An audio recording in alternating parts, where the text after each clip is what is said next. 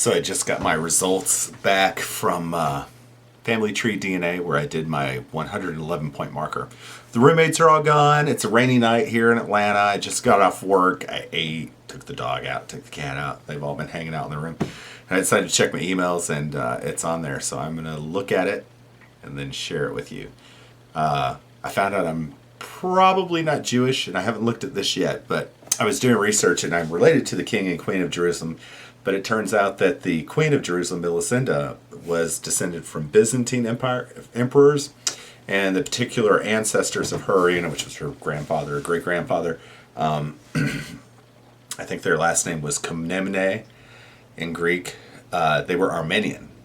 And then Folk, who was her husband, was actually French, and he was a duke, so he was related to, the King of France. He's obviously, a descendant of the Plantagenets, or what became the Plantagenets, and then what were Charlemagne's ancestors. So that's interesting right there. So I was kind of disappointed. I already found out that I'm not a Jew.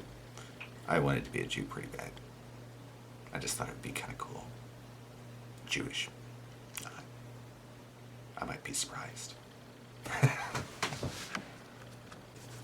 All right, I'm logging in.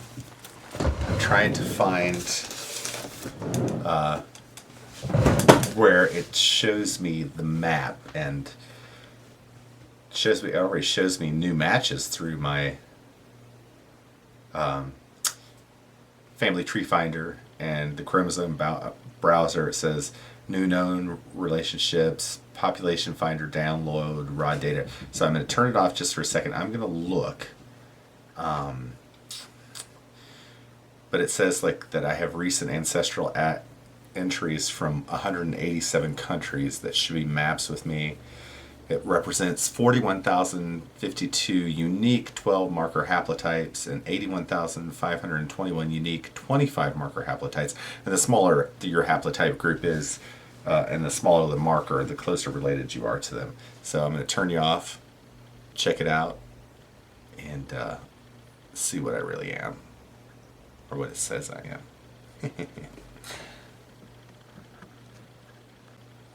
Wow, it's pretty cool. It's showing me people, and it actually says that your relationship range to these people is a second to a fourth or fifth cousin, maybe a third to a fifth cousin. It actually breaks it down like that, which is really interesting. But for instance, these people are people I have never met. They're in the United States, some of them. There are several that are in Germany. Some of them actually say what town they're from, and it gives a list of lots of these people. You can page over page after page after page. It's pretty cool. Okay.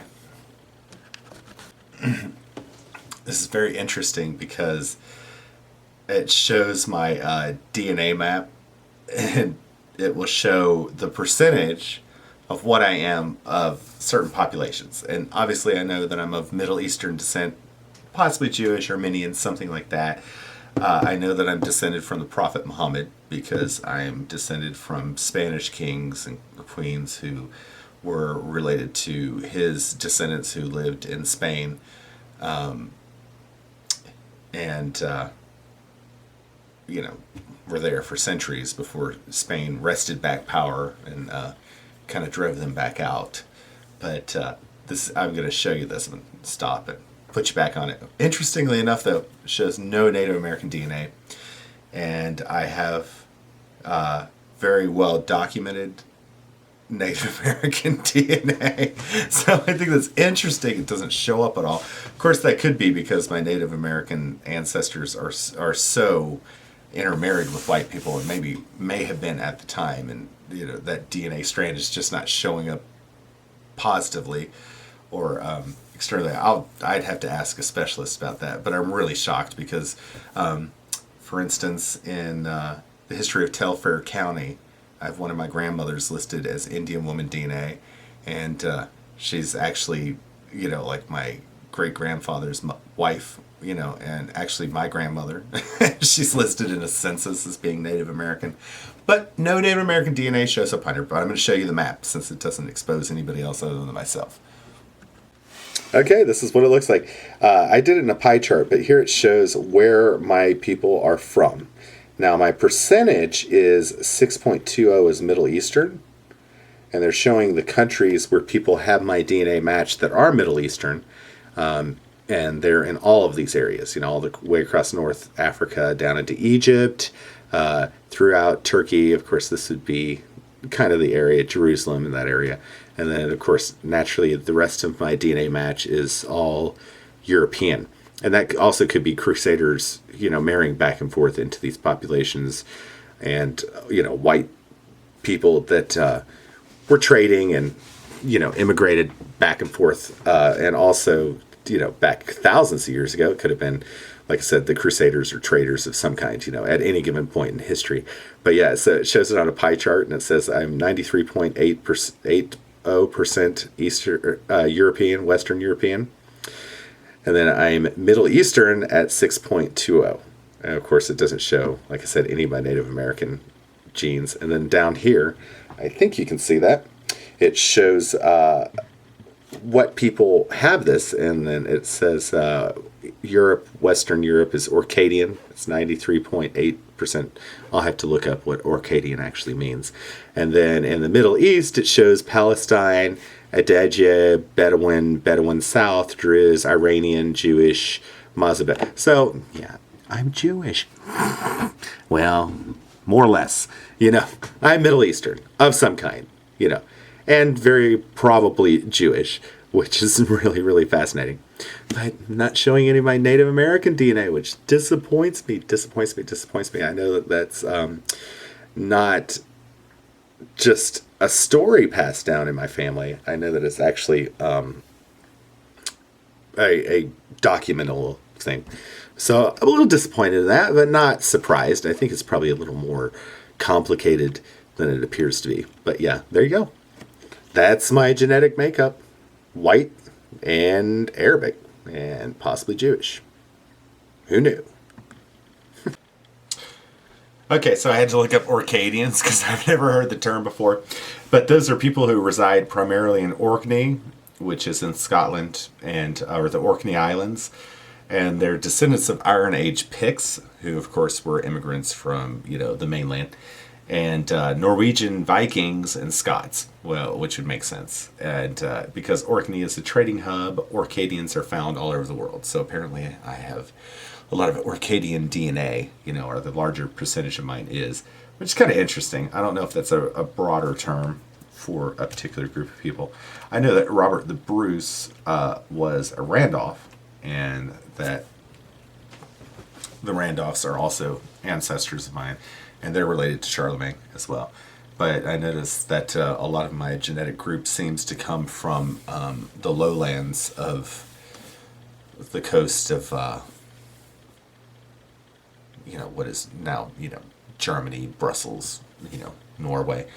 And people in those areas match my DNA fairly closely. So that's kind of interesting. So, Scottish and Middle Eastern. Jewish, and then Pictish, which is kind of like French, Germanic. That's not a surprise to me at all. I look pretty much like a Viking. Anyway, there you have it.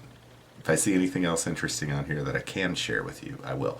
But it's fascinating. It does show people all over the world that match my DNA at 111 points of markers. There are other people who've done the same thing. So it's kind of interesting.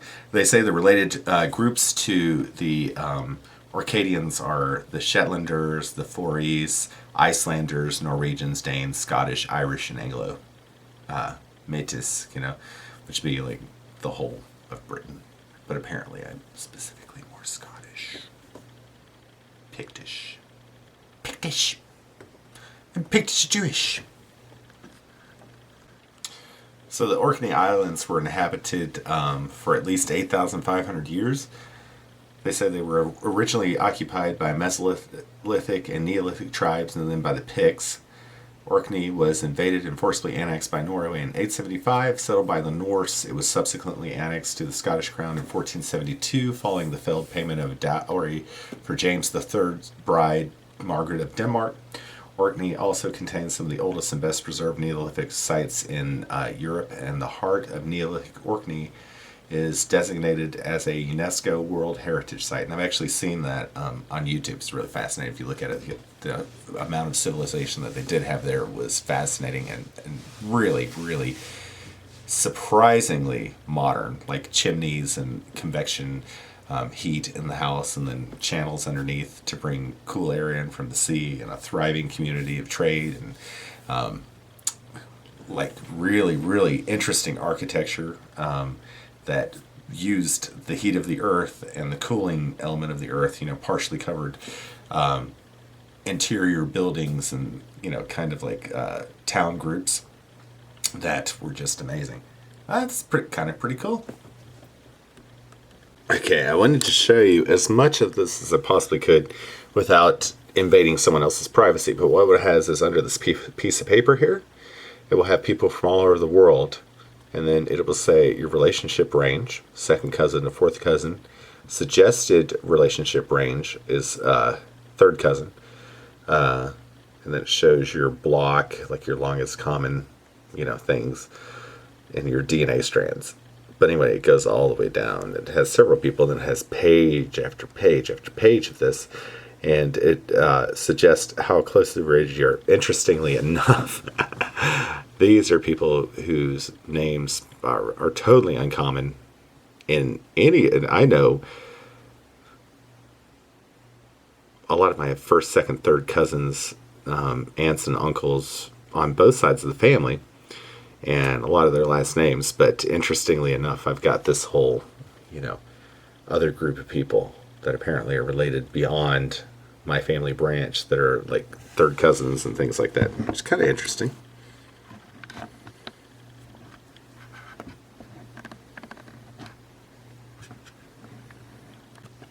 Then I just saw this too. When you roll on it, I think you can probably see that. It actually shows you like family names, and I feel pretty safe about doing this because I have their name covered up. But you see it has like McCollum, Flynn, Vaughn, Grogan, U.S. Then down here on this one it has Fritsch, Cole, Fugit, Rowe, and if there were more in there, let me say, yeah, if there were more in there it would show. Of course, these are all German names, and I don't have, and these are names that tell you where they're from. Germany, Tennessee. Apparently you have a lot of Germans that are cousins of mine. But don't know many of them. They're in the right part of the world to potentially be related to me. Right here. Interesting. Now here's one down at the bottom. The names are like Smith, Peters, McKee, Ireland, United States, Cotton, Ware. None of those are familiar names to me, but the areas that they're from, England, Ireland, Norway, these are places that my family, would have been in, different branches of my family at different times, would have been all throughout Money, Foster, Long, Ashby. But they're in all the right spots where they could be fairly close cousins of mine, through ancestors of mine that might be royalty or otherwise. But to be a fourth cousin, that's a pretty close branch for me being in America and both sides of my family being in America as long as they were. Nothing's impossible, but it just seems a little bit of a stretch to me. Now, this person right here, a lot of the names here, some of them are really average, like some of them are like O'Quinn, and they're Irish, and things like that. And then Carlson, Sweden, kind of normal names. But one name that's a big dead giveaway, well, two of them, is Beauchamp, which is French, and then Laplante. Laplante is a shortening of meaning of the Plantagenet.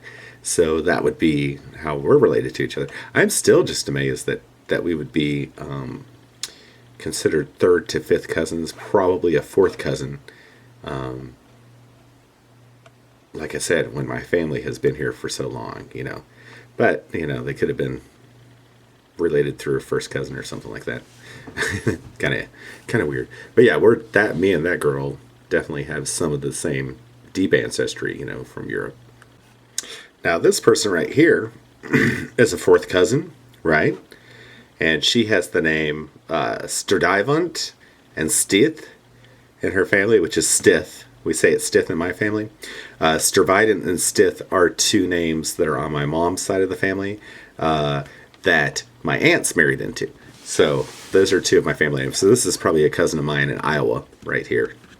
Very, very cool. You never know which side of the pool you're drawing your cousin from. That's what I'm thinking is really interesting about this, too. Now, this person here is in England, and it's a fifth remote cousin. I think you can probably see that. She's down towards the bottom. A fifth remote cousin, but all of her ancestors are in all the right places. Cheshire, England,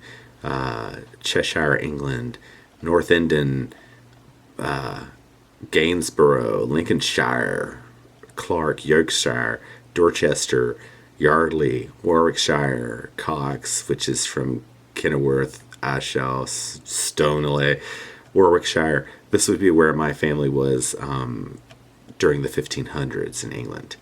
Maybe several people from my family would have been in this area of England, and you see that it keeps going on. And then one of her last name is Cook, which I've always been suspicious that I know that the Couches and all of them are related to me, but I think that my family name was converted into several names like Cook, Cheek, Couch. And I'm seeing that in the DNA makeup, you know, because people that have those surnames have a very close Oxfordshire, which my family was in Oxfordshire, living there near. And a lot of my family, especially the Randolphs, were born at in Oxfordshire in the Windsor Castle, because they were, you know, like I said, close relatives or married into royal family members, etc., etc. Yorkshire, Oxfordshire. Anyway, the list just goes on. This is somebody that's a Jones, that's considered a fourth cousin, and their family names are coming from England. But one of my, it was my great-great-great-grandmother.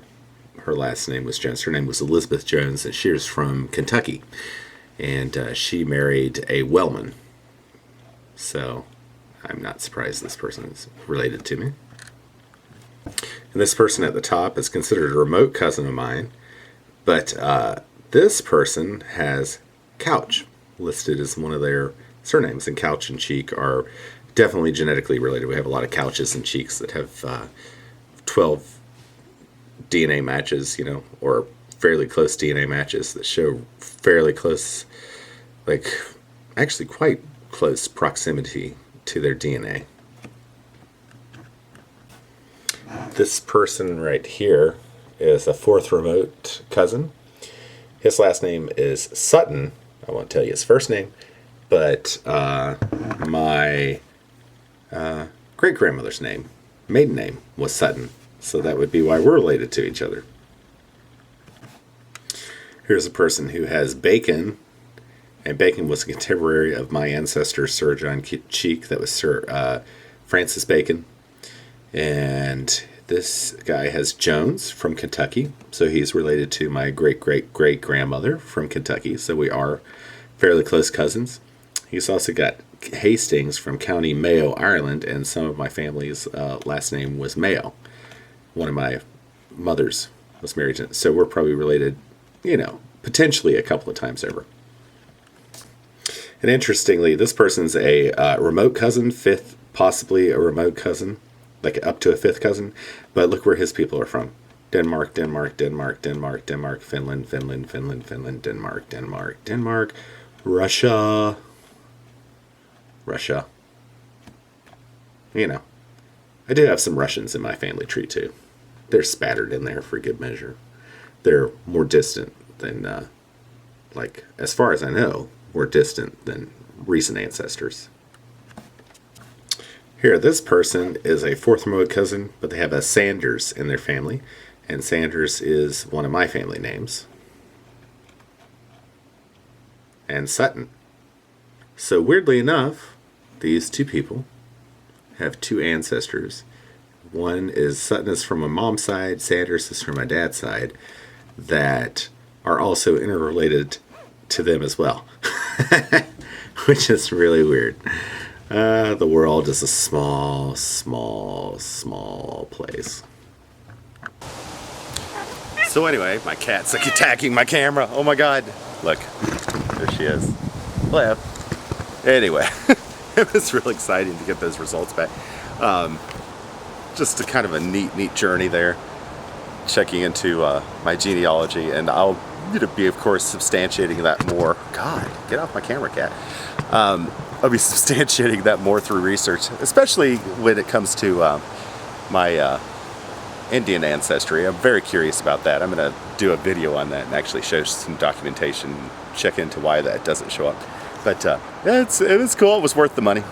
And I think that anybody that would do it would just have a better perspective of how random it is that you end up having your ancestors come to a totally different country, and then you still end up with a certain pool of DNA despite all that. It's kind of wild.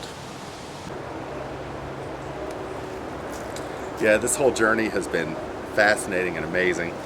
I'm so glad that I participated in Family Tree DNA and in the Genographic Project. A resource that's helped me out a lot, which everybody says Wikipedia is not very solid, but what was interesting in Wikipedia is when I went in and I went to, for instance, Millicenda, and I've done this with numerous ancestors of mine that I know, through the royal families, and when you go to Millicenda, you can go to her father, and then you go to his father and mother, and then, as far back as they'll actually trace it. So that makes it really easy to find out where these people were from, and then you find out what country they were from, and then you can look up the area and what's happening at that time that caused the political environment to make people migrate to where they did, or to marry who they did and end up in whatever country they ended up in. It's just really, really a very, very cool thing, and I found it extremely, extremely helpful.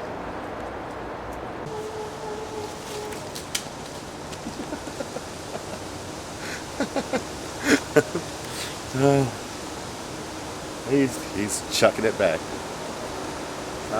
No, he's stopping.